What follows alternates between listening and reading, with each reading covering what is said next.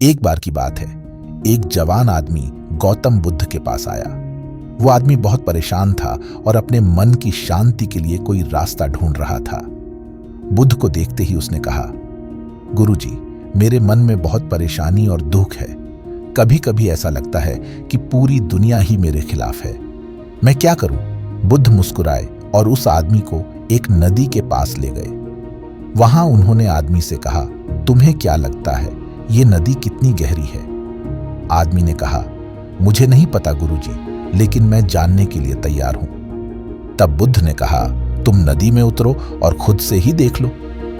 वो आदमी धीरे धीरे नदी में उतर गया और जैसे ही पानी उसके घुटनों तक पहुंचा, उसने कहा, यहां तक तो सब ठीक है गुरुजी।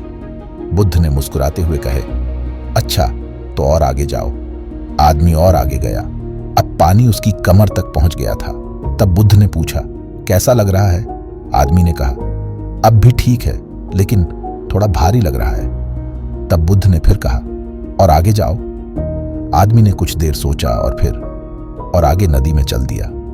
अब पानी उसकी छाती तक पहुंच गई थी। उसने बुद्ध की तरफ देखा और कहा, गुरुजी, अब मैं और नहीं जा सकता, पानी बहुत गहरा हो गया है। बुद्ध ने कहा, तो बस इतना ही है तुम्हारे साथ होने वाली परेशानियों का भी।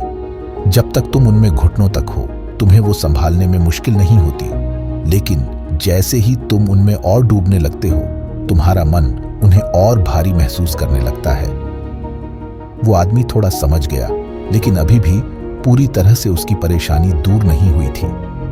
उसने बुद्ध से कहा, लेकिन गुरुजी, मैं अपनी परेशानियों से कैसे दूर हो? उनके बिना मेरा जीवन अधूरा सा लगता है। बुद्ध ने फिर एक उदाहरण दिया और कहा, यहाँ नदी के पास कुछ पत्थर पड़े हैं। तुम एक पत्थर उठाओ और उसे अपने हाथ में पकड़ो। आदमी ने एक पत्थर उठाया और अपने हाथ में पकड़ लिया।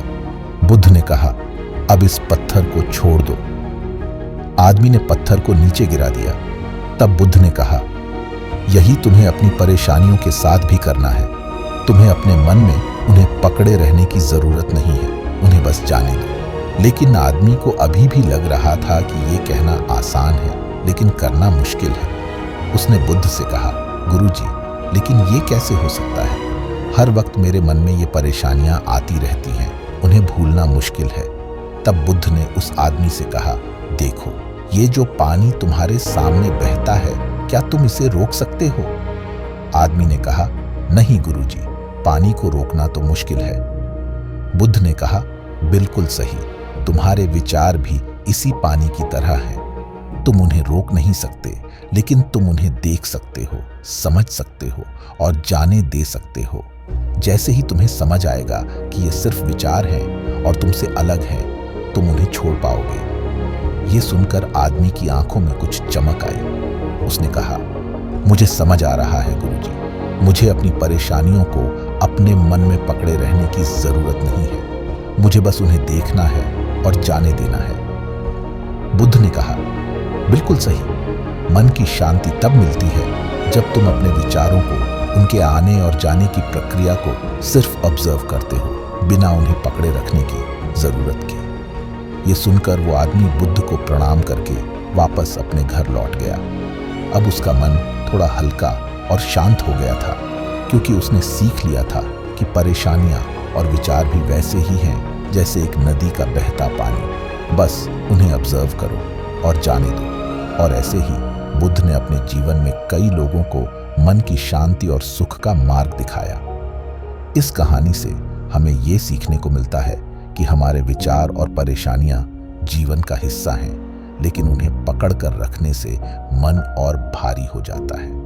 अगर हम उन्हें बस देखने और जाने देने की हैबिट करें, तो असली शांति प्राप्त कर सकते हैं। अगर आपको ये कहानी पसंद आई और आपको लगता है कि ये किसी के लिए हेल्पफुल हो सकती है, तो हमारे चैनल को सब्सक्राइब करें, वीडियो को लाइक करें और दूसरों के साथ शेयर करना ना भूलें। हम आपके लिए इसी तरह की और भी दिलचस्प कहानियां लाते रहेंगे।